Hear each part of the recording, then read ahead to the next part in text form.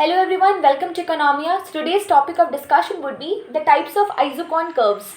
There are two types of isoquant curves. The first one being the straight or the linear IQ curve. So what happens in a straight and linear IQ curve? The inputs in question are the perfect substitutes. So what happened in case of perfect substitutes, the marginal rate of technical substitution remains constant. So in such a case, the IQ or the isoquant curve would be a straight line downward sloping curve, as you can see in the graph.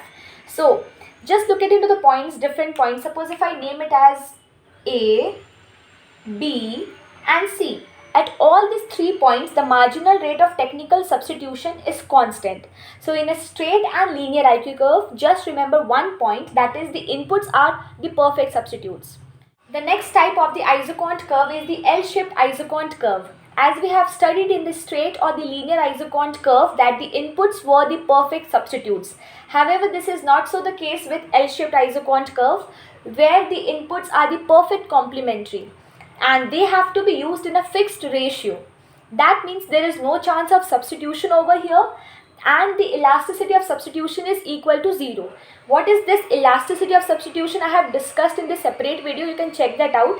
Let us discuss the explanation of this L-shaped isoquant curve. Suppose the ratio that we have fixed for labor and capital is 3:1. Like we need 3:1 labor and capital ratio to produce, for example, 200 units of output. Now, keeping capital constant, the marginal production of labor becomes 0. And it is not possible to increase the output, because if you have to increase the output, both the units have to be used. So you cannot keep one input as the constant. So in such a case, the marginal rate of technical substitution of labor for capital, that is equal to the marginal production of labor by the marginal production of capital, becomes equal to 0, because our numerator has become 0 over here. So in this case, this line would become parallel to the x-axis. Okay.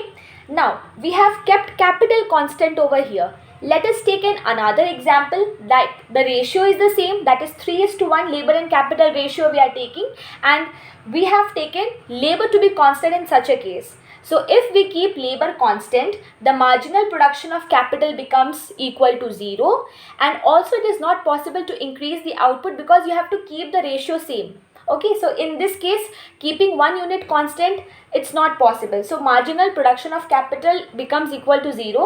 If we see marginal rate of technical substitution of labor for capital, that is, which is the ratio of marginal production of labor and marginal production of capital, that becomes equivalent to infinity, because our denominator has become 0.